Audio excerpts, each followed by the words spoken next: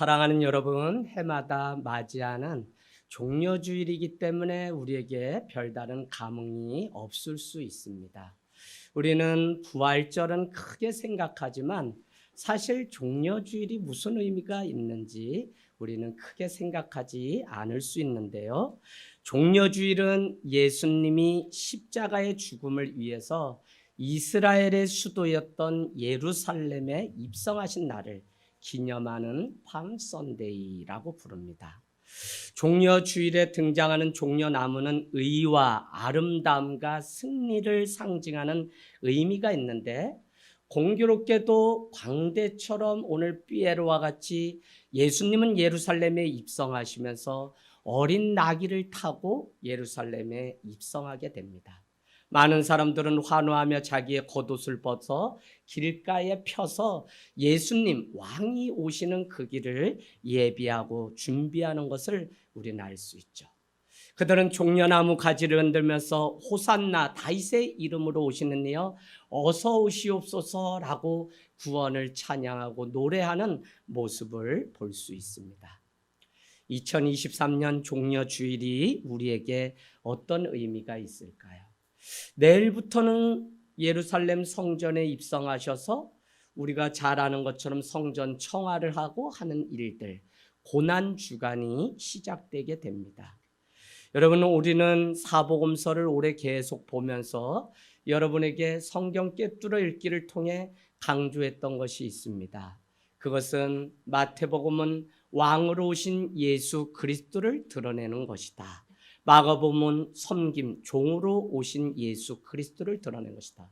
근데 마태복음은 오늘 유대인을 대상으로 이 편지를 썼기 때문에 그들은 구약의 말씀을 믿고 하나님을 믿지만 구약에서 예언했던 예수 그리스도가 메시아라는 사실을 부인하는 자들이기 때문에 특별히 마태는 그들에게 복음을 효과적으로 전하기 위해서 그들이 믿는 구약의 말씀을 가장 많이 인용해서 썼던 복음서가 마태복음이라는 것입니다. 그런데 중요한 것은 이 사복음서가 우리에게 주는 중요한 메시지는 무엇이냐면, 종국에 가서 결말에 가서는 반드시 우리 인생이 역전된다라고 하는 사실이 사복음서가 우리에게 주는 의미입니다. 무슨 이야기냐면, 세상적인 조건으로 아무리 충족되어 있어도 그것 가지고 하나님의 나라에 들어갈 수 없다고 우리에게 가르쳐주는 동시에, 세상에서는 아무런 별 볼 일 없는 사람인데 오히려 하나님의 통치 방식은 세상과 달리 우리의 인생을 역전시키시는 하나님이라는 사실을 이 사복음서는 우리에게 가르쳐주고 있는 것입니다. 그래서 여러분, 있는 자는 버려야 하고 없는 자는 구해야 갈 수 있는 하나님의 나라, 의로운 자는 자신의 의를 버리면 되고 죄인은 예수님께 나오면 된다고 우리에게 가르쳐줍니다. 이 말씀은 뒤집어 말씀드리면 천국이 가장 가까이에요. 그래서 마태복음에는 하나님의 나라가 여기 있다 저기 있다 말하지 말고 내 속에 하나님의 나라가 있다고 말하는 이것의 참 의미는 바로 우리가 세상을 역전시키시는 주님의 그 은혜를 알고 살아가면 그곳이 바로 천국이 임하는 것을 우리에게 가르쳐주고 있는 것입니다. 기꺼이 자격 없는 자를 위해서 천국으로 가는 길을 준비하신 하나님의 은혜, 그것 때문에 오늘 천국이 우리 삶 가운데 있다는 사실을 우리는 알 수 있죠. 그래서 부분에 반응하는 것이 아니라 전체에 반응해야 되며, 우리는 스텝 바이 스텝으로 날마다 순종의 한 걸음을 움직임을 통해서 하나님의 나라에 닿을 수 있도록 우리의 인생을 만들어가는 것을. 그래서 여러분께 언젠가 말씀드렸죠? 요즘 다시 야구가 시작되죠? 야구 좋아하시는 분들은 막 하루 종일 이왕 보면 마지막까지 보지 않을 수가 없어요. 조마조마하다니까요. 박찬호 선수 있을 때 얼마나 조마해서 우리가 메이저리그를 봤는지 몰라요. 그런데 여러분, 역전시키는 이 복음서의 의미는 무엇이냐면, 이미 예수 그리스도가 우리를 위하여 승리했다는 사실을 우리는 알고 현재를 살아가는 성도의 삶은 그 역전시켜서 승리자로 바꾸실 하나님의 은혜, 그것을 알고 살아가는 재방송에 불과하다는 거예요. 그러니까 지금 살아가는데 내 삶에 아픔도 있고 고통도 있고 괴로움도 있지만 마지막에는 승리시키시는 하나님의 그 역전을 알기 때문에 우리는 부분에 반응하는 것이 아니라 전체에 반응할 수 있는 그 믿음이 우리에게 있기를 원합니다. 그래서 여러분, 오늘 우리가 본 이 말씀은 예수님이 예루살렘 입성으로 세상 통치 방식이 아닌 어린 나귀 새끼를 타고 오시는 방식으로 많은 사람들에게 경각심을 줍니다.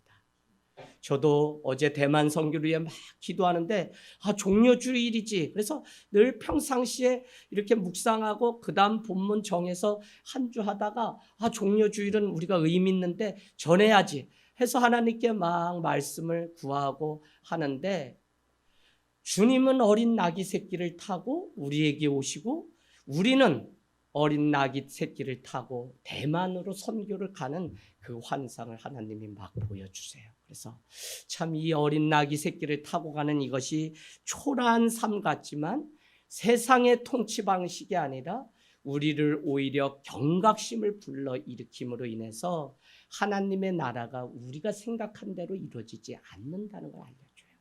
여러분, 세상 살아가면서 누가 승리하는 줄 아세요? 처음부터 내가 막 고속질 줄 알라고 몸에 온 힘을 다 주고 사는 사람은 실패해요. 특히 우리 고3 또 중3이 있어요.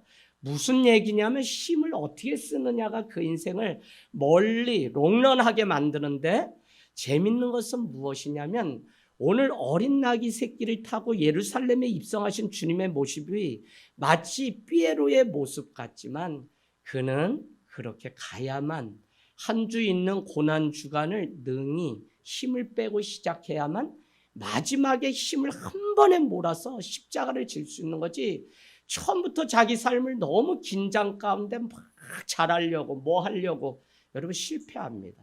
그래서 여러분이 삶에 늘 주님과의 만남, 예배가 늘 있어야지, 안 그러면 여러분 너무 잘하려고 하는 게 오히려 우리를, 오늘 여러분 어린 광대와 같이 나귀 새끼를 타고 우스꽝이처럼 등장한 이 예수님은 지금 반드시 고난 너머에 있는 십자가를 지고 부활의 영광을 맛보고 가는 그 걸음이라는 것입니다.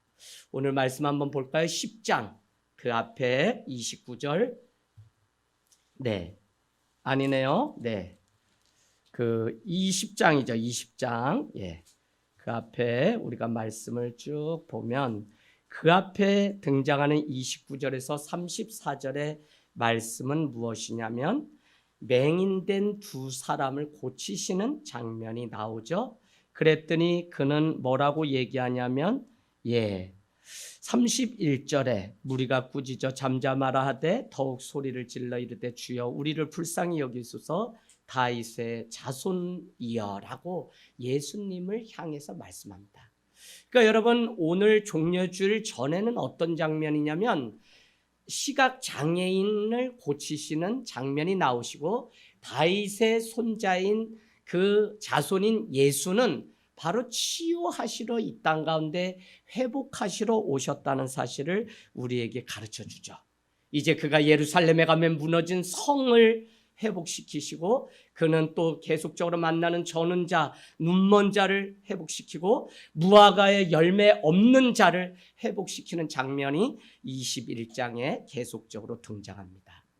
오늘 그가 십자가를 지고 골고다 언덕을 오르셨던 이 고난의 한 주간은 결국 예수 그리스도께서 십자가에 자기 보혈을 흘려야만 누군가는 나음을 입고 치유를 얻어 회복의 은혜를 경험할 수 있음을 오늘 말씀 앞뒤는 우리에게 가르쳐주고 있습니다.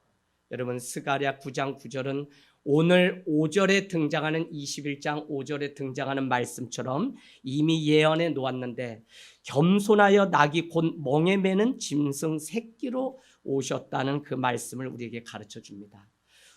또한 스가랴서는 오늘 말씀 9절에 등장하는 군중들이 무리들이 다윗의 아들이라고 환호하는 그것조차도 이미 다 예언해 놓으셨습니다. 그런가 하면 스가랴 13장 9절은 예루살렘을 치러 오는 이방 나라들을 그날에 내가 멸하기를 힘쓰리라 라고 하면서 예수 그리스도를 멸하고 그를 죽이고 배반하는 일들이 있을 것을 우리에게 예고했어요. 그런가 하면 스가랴 13장 7절 말씀은 만군의 여호와가 말하노라 카라 깨어서 내 목자 내 짝된 자를 치라 목자를 치면 양이 흩어지려니와 작은 자들 위에서 내가 내 손을 들이우리라. 이 말씀은 다시 말씀드리면 구약에도 이미 목자 되신 예수 그리스도를 치게 되면 그를 따르던 양이 다 흩어질 것을 우리에게 가르쳐주고 있다는 것입니다. 여러분, 그러면서도 계속적으로 구원자로 오셔서 예수님이 그 일을 성취하실 것을 스가랴는 우리에게 가르쳐 줍니다. 오늘 마태복음 9장으로 한번 가보실까요? 9장 35절. 마태복음이 말하는 예수님이 이 땅에서 오셔서 하시려고 하는 사역은 9장 35절을 보면 이렇게 성취됩니다. 같이 읽겠습니다. 9장 35절 시작. 예수께서 모든 도시와 마을에 두루다니사 그들의 회당에서 가르치시며 천국 복음을 전파하시며 모든 병자 아멘 아멘. 예, 예수님은 천국 복음을 모든 족속에게 전하시고 모든 병과 약한 것을 고치시기 위해서 회복의 주님으로 이 땅에 오셨다는 것입니다. 여러분, 육신에도 피곤함이 있고 또 한 주 살아가면서 여기저기 아프다는 소식을 우리가 다 들으면서 살아요. 그러면 왜 예수님께 나와야 되냐? 그 예수님만이 우리를 치유하시고 고치시러 오셨기 때문에, 그것은 우리의 영혼육을 다 고치시는 분이기 때문에, 더 정확히 말씀드리면 주님의 말씀은 날쌘 검과 같아 보이지 않는 홍과 영과 골수까지 쪼개는 능력이 있기 때문에 암세포 때문에 고민하시는 분들 기도하십시오. 최초의 주님이 오셔서 하신 말씀 창세기 1장 3절 빛이 있으라니 빛이 있었고 저녁이 되고 아침이 되니 첫째 날이니라. 아픈 부위를 향해서 날마다 예수 그리스도의 빛이 있으라고 명령하는 기도를 하면 반드시 치유를 경험하는 일들을 보게 될 것입니다. 여러분, 그 일을 나귀를 타고 오셔서 겸손의 모습으로 오셨지만 그 앞에 기다리고 있는 것은 고난이었다는 것입니다. 그래서 결국 화평과 하나님의 통치가 이루어지는 그 과정은 고난이 반드시 있다는 사실을 우리에게 가르쳐 줍니다. 스가랴 9장 10절은 이미 약속하였던 것처럼 내가 에브라임 병거와 예루살렘의 말을 끊겠고 전쟁하는 활도 끊으리니 그가 이방 사람에게 화평을 전하고 그의 정권 예수 그리스도의 정권은 바다에서 바다까지 이르고 유브라데 강에서 땅끝까지 이르리라. 예수님이 오시면 이방 사람에게는 화평이 전해지고 예수님의 통치가 이방 땅끝까지 임하여서 주님의 나라가 이루어질 것을 우리에게 가르쳐 줍니다. 종려주일에 종려나무가지의 의미는 뭐라고요? 의와 아름다움과 승리. 오늘 어린 나귀 새끼를 타고 오시는 주님이지만 스가랴가 예언해 놓았던 것처럼 그가 오셔야만 이방 땅에 평화가 전해지고 그가 오셔야만 여러분 많은 자들이 주님을 알고 그의 통치 앞에 우리가 인정함으로 인해 하나님의 나라가 임할 것을 우리에게 가르쳐주고 있다는 것입니다. 오늘 21장 12절로 건너가 볼까요? 그는 고난주간 월요일 첫날 무엇을 했냐면 예루살렘 거대한 성전에 들어가게 되죠. 그곳은 어떤 곳이냐? 희생제사가 계속 있었기 때문에 그 희생제사를 위해 사용될 짐승이 늘 준비돼야 돼요. 근데 멀리서 예루살렘까지 오려면 너무 멀기 때문에 보관하고 가져오는 일이 어렵기 때문에 어떤 일들이 생겼냐면 손쉽게 예배 드리기 위해서 그 앞에서 비둘기를 팔고 환전을 하고 장사를 하는 사람들이 득실득실하는 일들이 생기게 됩니다. 더 이상 희생제사가 필요 없다는 사실을 보여주시죠. 예수님은 인자가 온 것은 섬김을 받으려 함이 아니라 도리어 섬기려고 자기 목숨을 많은 사람의 대속물로 주시려고 오셨다고 말씀하고 있습니다. 오늘 종려주일 어린 나귀를 타고 예루살렘에 입성하신 이 날은 부패하고 타락한 예루살렘, 더 이상 그 기능은 완전히 만료되었고 그곳은 더 이상 강도의 소굴이 아니라 만민이 기도하는 집이 되어야 된다는 사실을 가르쳐 주시려고. 그래서 눈먼 자, 병든 자가 회복되었죠. 그러나 오늘 주님은 우리가 믿는 이 성전이라고 하는 것도 회복되기를 원합니다. 우리는 우리가 성전이라고 늘 고백하면서 살아가요. 내가 성전이다. 내 안에 하나님 계시다. 오늘 소그룹 시간에 나누겠지만 내 안에 회복돼야 될 성전은 무엇인가요? 나누는 시간이 있어요. 여러분, 정말 우리 안에 거룩함으로 가득 찬 성전이 되지 않으면 예수님의 그 고난이 정말 왜 있었는지 우리는 알게 된다는 것이죠. 우리가 코로나를 보내면서 진정으로 회복돼야 되는 한 가지가 있다면 저는 제발 겸손하라고 말씀드리고 싶어요. 지금은 내가 이렇게 살고 저렇게 살고 젊어서 살고 그러나 이윽고 우리의 몸도 쇠하여서 금세 병이 듭니다. 여러분, 남이 병든 게 아니라 내가 병든 때도 와요. 더 이상 근육이 수축돼서 뭘 더 이상 움직일 수 없고요. 더 이상 뇌의 뭘 기능을 저장할 수 없을 때가 옵니다. 왜 제가 이 말씀을 드리냐면 그와 같은 자가 나이기 때문에 내 이웃을 향하여 긍휼함을 가지고 그가 그런 것이 아니라 나도 그럴 수 있기 때문에 불쌍히 여기고 나그네나 객이나 과부를 불쌍히 여기는 마음으로 살기를 원합니다. 나귀 새끼를 타고 주의 뜻을 이루려고 온 날이 바로 종려주일이며 그날은 강도의 그 소굴이 아니라 만민이 기도하는 집으로 회복되는 날입니다. 기도가 여러분 무슨 의미인지 아세요? 기도는 다른 것이 아니라 오늘 말씀을 통해서 제가 깨닫게 된 것은 무엇이냐면 기도는 우리의 통치 방식으로 하나님의 나라가 이루어지지 않고 하나님의 뜻대로 이루어지는 것이 하나님의 나라이기 때문에 우리의 기도는 어떻게 바뀌어야 되냐? 내가 하나님 이런 뜻이 있는데 하나님 이거 들어주세요는 기도가 아니에요. 더 성경적인 기도는 무엇이냐? 하나님의 통치 방식이 어린 나귀 새끼를 타고 이뤄가는 방식이라면 우리의 생각과 우리의 방식이 아니기 때문에 우리는 아무것도 모른다니까요. 그래서 기도는 주님, 당신의 어떻게 이 일을 이뤄가시길 원하나요? 하고 주님의 뜻을 묻는 시간이 기도입니다. 우리는 막 응답받다 뭐 하지만 사실 기도의 가장 뜻은 하나님, 내게 이런 일인데 이 일을 어떻게 통치하시고 움직이시려고 하시는지 주님, 주님의 뜻을 보여주세요 하고 묻는 것이 바로 기도라는 것입니다. 할렐루야. 그래서 이 기도가 살아나야 돼요. 현대인들 많이 돌아왔지만 이 겸손의 멍에를 메시고 처음에 오셔서 성전을 청소하되 다른 거 아니라 기도하는 집으로 이 하셨던 주님의 마음을 우리가 이해한다면 오늘날 이 교회가 얼마나 무너졌는지 여러분 아셔야 돼요. 우리가 주중에 마음이 막 너무 괴로워서 기도를 뜨겁게 했어요. 무슨 120년 된 교회가 커피숍으로 바뀐 건 아무것도 아니에요. 오산 관내에 그렇게 오래된 교회 건물이 4년째 숨기고 거기서 격투기하는 장으로 교회가 바뀐 걸 알고 저희가 깜짝 놀랐어요. 뭐 어느 때가 되면 뉴스에 다 나오겠죠. 여러분, 정말 이 교회가 회복되고 성전이 회복되고 특별히 우리가 모이는 이 교회보다 정말 주님이 내 속에 계신 이 마음의 성전, 이 지성소가 주님 만나는 날마다 뜨거운 이 관계가 회복되지 않으면 우리는 어떻게 된다 했죠? 죄 가운데 살 수밖에 없어요. 죄는 다른 게 아니에요. 하나님과의 관계가 끊어진 게 죄예요. 하루를 살면서 가만히 제 자신을 보면 뭐 나중에 간증하겠지만 내가 괜히 했다. 기껏 남을 돕고 섬기고는 괜히 했다고 하니 이게 병이지. 왜? 알아주지 않고 저 사람 무슨 소득이 나인데 뭐 줄 것도 아닌데 괜히 했다. 날도 더운데 괜히 했다. 이런 생각이 순간 들 수가 있어요.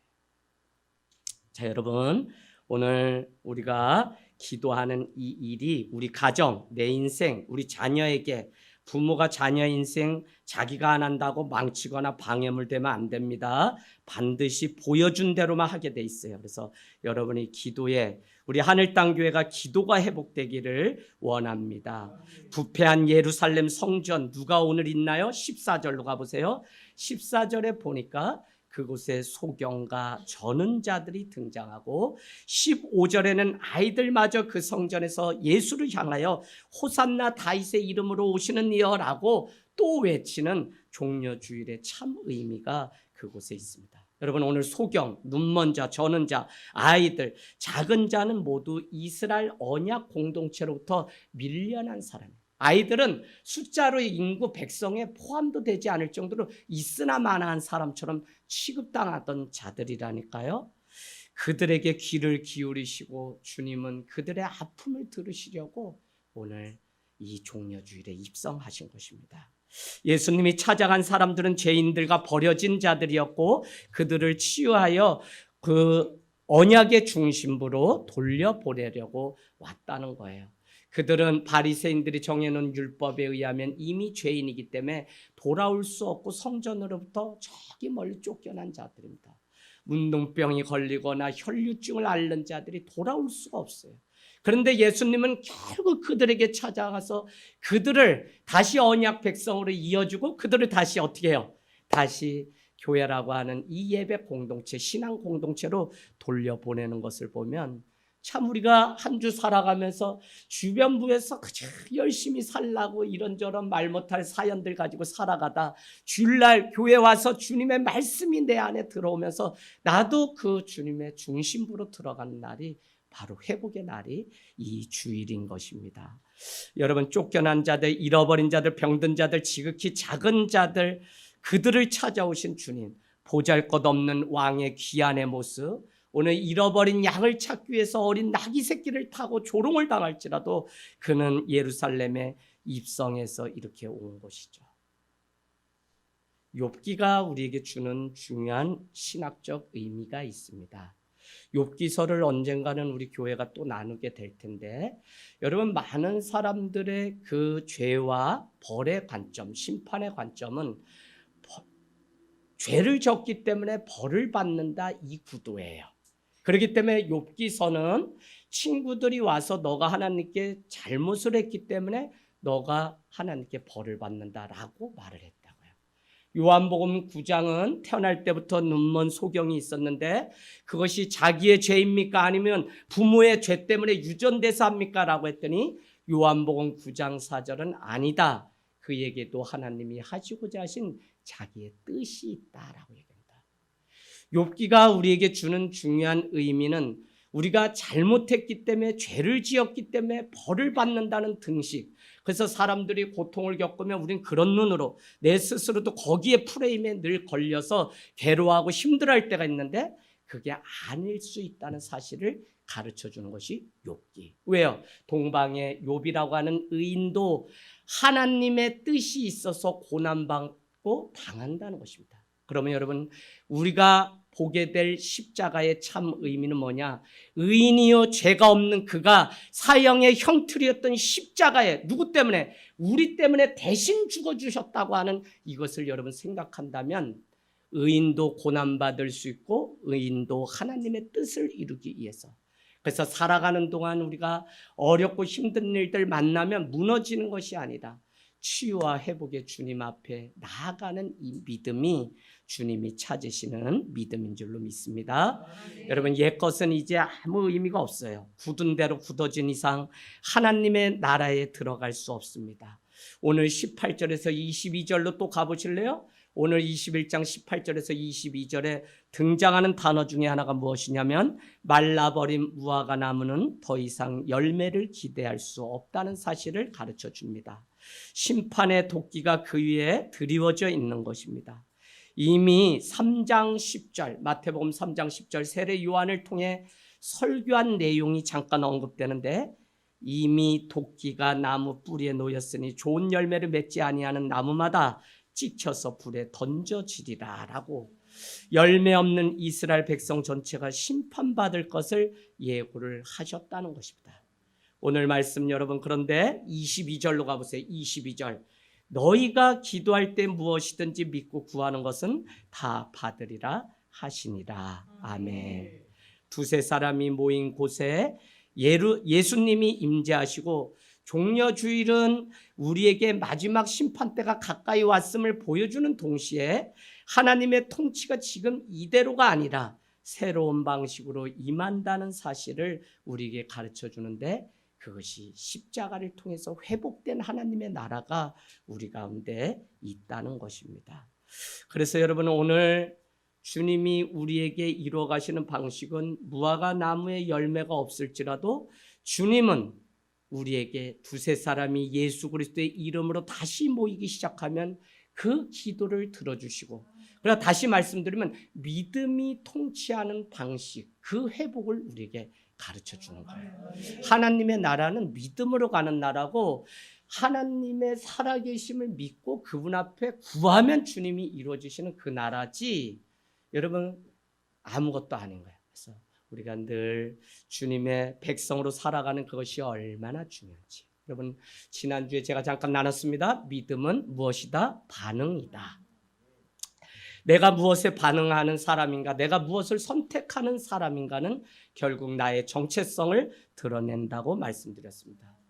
예수를 외치면서 내가 예수님께 반응하려고 했던 사람들이 등장하는가 하면 그렇지 않은 사람이 있죠. 그래서 여러분, 어떻게 죄를 지어도 반응하냐면 예수님을 찾아야 되는데, 가인은 아벨을 죽이고 내가 내 아우를 지키는 자입니까? 라며 자기의 죄를 발뺌하는 방식으로 반응했기 때문에 구원을 받지 못하는 것입니다. 우리 죄를 지을 수 있어요. 죄 짓지 말라고 성경이 하는 게 아니라 죄를 지을 수 있지만 그 죄 가운데 우리는 통치받는 것이 아니라 하나님은 믿음의 방식으로 우리를 전복시켜 역전시키는 방식을 우리에게 가르치고, 결국 그 일 위에 누구든지 예수 그리스도를 믿으면 다 구원을 얻는다고 가르쳐 놓은 것이 성경의 가장 큰 핵심이라는 것입니다. 그래서 여러분, 우리는 이 믿음에 반응을 해야 되는데 풍랑이 수 있어요. 위기가 찾아올 수 있어요. 그러나 피곤해서 고물을 베는 주님을 흔들어 깨우는 제자들이 있습니다. 그들에게 예수님 뭐라고 하냐? 이 믿음이 적은 자들아 라고 책망하십니다. 그러나 바다와 바람도 저가 누구기에 잠잠케 되는 은혜를 경험하게 됩니다.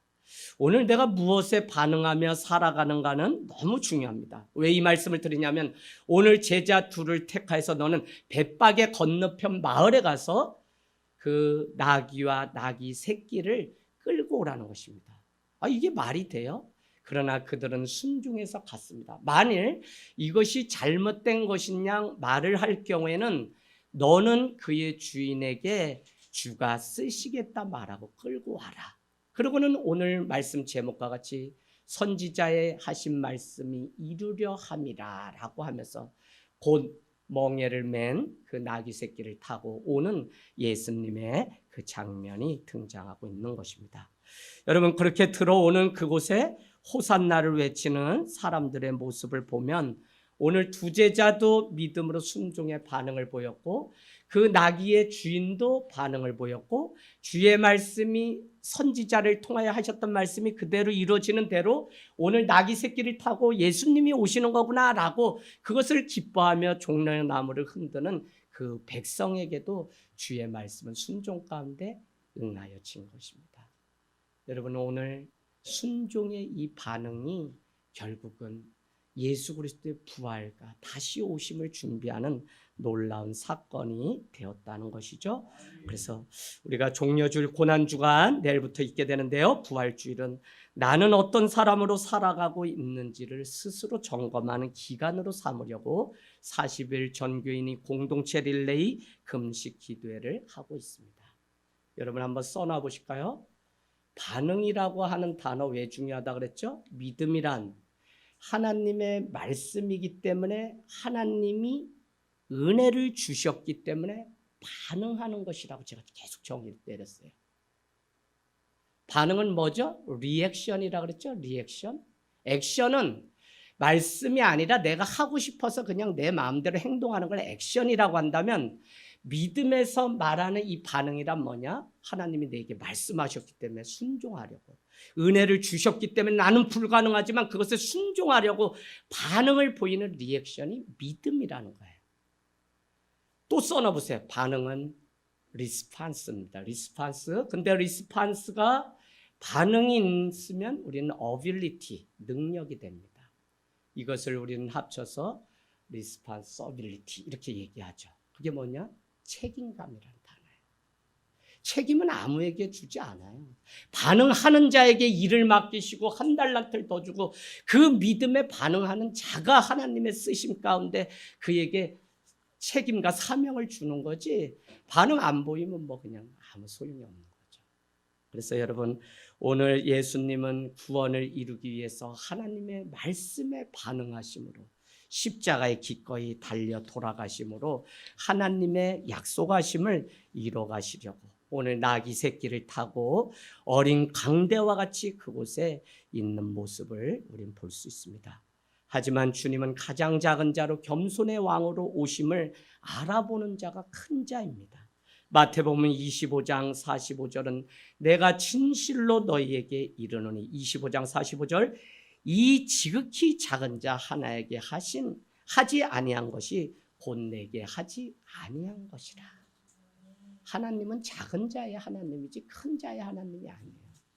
여러분, 내 삶의 소소한 일상 가운데 작은 자의 그 하나님을 우리가 날마다 경험하면서 살아가기를 원합니다.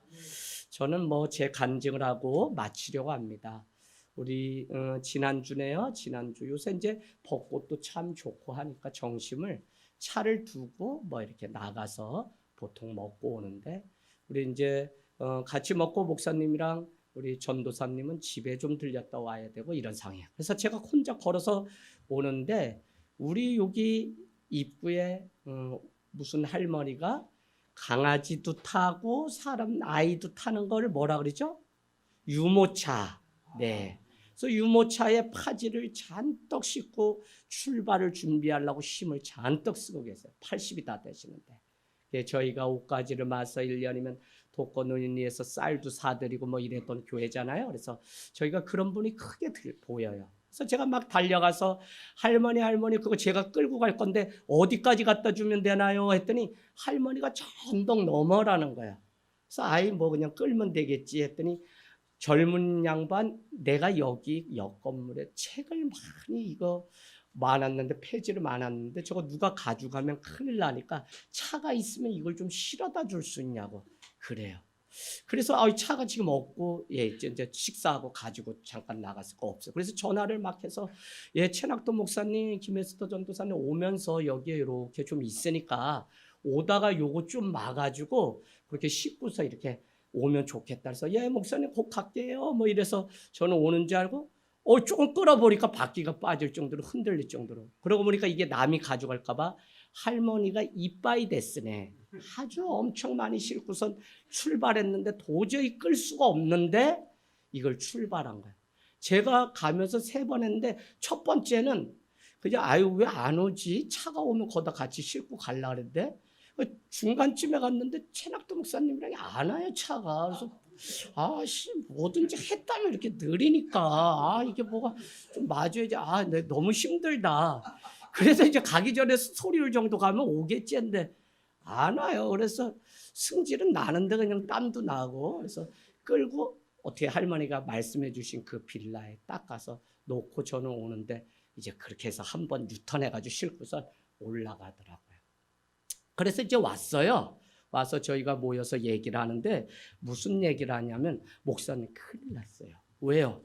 제가 뭐 요즘 식당에서도 막 강제로 그러면 사장님 큰일 납니다 하고 막 신천지가 막 이렇게 포교하고 막 성경 공부가자고 막 이러거든요. 지금 뭐 온라인이고 막 주저앉아 있는 사람들 막 강력하게 신천지들이 지금 난립니다. 그래가지고 그런 모습을 봐서 어쨌거나 저희가 막 만나는 데마다 관계전도 많이 해요. 저희는 뭐 목회자지만 그냥 저희는 삶 속에서 많이 해요. 근데 그분한테 물었대요. 할머니 교회 다니시나요? 그랬더니 이제 교회 다니신다 그래가지고 잘 됐다. 그냥 잘 다니세요 이랬는데, 할머니 말씀이 무엇이냐면, 나 토요일에는 저기 하루 시작하는 데 가서 하고 주일날은 저기 기쁨이네 집에 가고 이러면서 두 군데를 다니신다고 얘기를 하신데 거기 다 이단이잖아요. 야, 그래서 할머니 거기 이단이에요. 그랬더니 할머니가 막 큰일이 나서 나 천국 가야 되는데 나 구원받아야 되는데 어떻게 막 우실라 그러시더래요. 그래서 나오셔야 된다 그랬더니 아니 우리 빌라의 총무가 거기 기쁨이네 집 다니고 뭐 다니고 해서 나 끌려서 양쪽을 두 군데 두 탕을 뛰세요. 여러분 신앙생활은 지금 아무것도 안 해 힘들다고 좀 하지 마세요. 할머니 80 넘으셨는데 두 탕 더구나 저기 저쪽 끝하고 여기 끝에 언덕에 두 탕 떼세요. 네, 천국 가셔야 돼요. 그래가지고 저희가 너무 안타까운데 그 얘기를 해요. 그래서 아우 뭐 이렇게 좀 뭐 우리도 수고하면 그래도 우리가 목회자인 거 알고 또 아이 그래요. 아이 좋은 양반들이네. 아이 교회 좀 가봐야 되겠네. 이래야 우리도 좀 뭐가 나는데 전도를 해도 이게 이단을 전도해 놓고 할머니가 뭐 어떻게 못한 분을. 그래서 우리가 그런 얘기를 했는데 저녁에 이제 기도를 하고 마음에 하는데 작은 자의 하나님이라는 그 마음이 되게 마음이 와닿아요. 그 작은 자 안에는 오늘 나오고 싶어도 나올 수 없고 정말 인생의 잘못된 구렁텅이에 빠진 그래서 내가 이단으로만 볼 게 아니라 오늘 주님이 저는 자 눈먼 자 공동체로부터 버림받아서 멀리 흩어져서 주변부에서 늘 허덕이는 그 인생을 종려주일에 오셔서 나귀 타기 새끼를 타고 오셔서 결국은 십자가를 통과하시고 부활의 산 증인이 되게 하시려고 오셨다고 하는 이 사실을 깨닫게 되니까 어쩌면 그 할머니를 위해서 주님이 오셨는데 내가 또 세상적인 눈으로 아유 내일 교회 오실 수 있나 없나 이걸로 봤구나 하는 생각이 들어요. 여러분 삶 속에서 우리도 주님이 타신 그 나귀 새끼를 타고 걸어가야 돼요. 주님은 세상의 방식이 아니라 우리 필립 얀시의 글귀처럼 높은 자는 낮아져야 들어올 수 있는 곳이 교회. 교회 낮은 자가 들어와서 높아지는 곳이 교회. 그렇지 않으며의 그 삶을 우리는 세상의 그 삶의 방식에 균열을 일으키는 그 삶을 살지 않으면 우리가 그 소리를 내지 않으면 결국은 어떻게 되냐? 그 썩어오는 곰팡이가 믿는 우리까지 잠식해서 우리가 그래서 여러분 더욱 분명하게 자기 정체성을 가지고 이 한 주 기꺼이 고난을 감당하는 저와 여러분이 되시길 주님의 이름으로 축복합니다. 아멘. 아멘.